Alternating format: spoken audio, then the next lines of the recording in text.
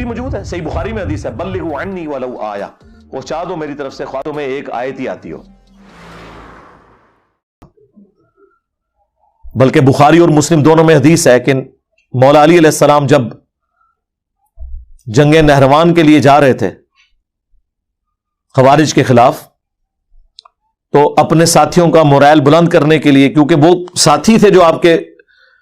جنگ صفین کے موقع پر آپ سے ٹوٹ کے الگ ہوئے تحکیم کے ایشو پہ، تو باقی ساتھیوں کے دل میں تھا کہ یہ اتنی لمبی نمازیں پڑھتے ہیں اور یہ سب کچھ، تو حضرت علی نے حدیث بیان کی بخاری مسلم دونوں میں کہ میں آسمان سے زمین پہ گر پڑوں یہ تو مجھے گوارا ہے، لیکن یہ بات گوارا نہیں کہ میں رسول اللہ کے بارے میں کوئی ایسی بات کروں جو میں نے خود نہ سنی ہو۔ یعنی حضور پہ حدیث باندھنا یہ اتنا بڑا جرم ہے کہ کوئی شخص آسمان سے زمین پہ گرے، اس کے ٹکڑے ٹکڑے ہو جائیں، وہ عذاب کم ہے، اور رسول اللہ پہ جھوٹ باندھنے کا عذاب بڑا ہے۔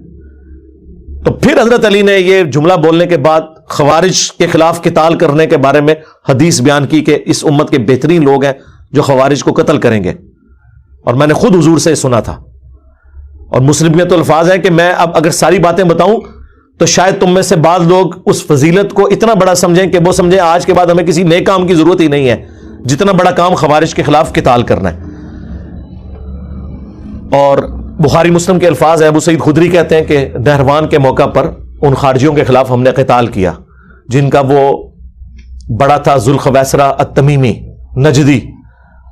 وہ جو بخاری مسلم میں ہے کہ وہ گھنی داڑھی تھی، اس کی آدھی پنڈلی تک تہمت تھی، آنکھیں دسی ہوئی تھیں، جو اعلیٰ حضرت کہتے ہیں ایک وہابی کھڑا ہوا،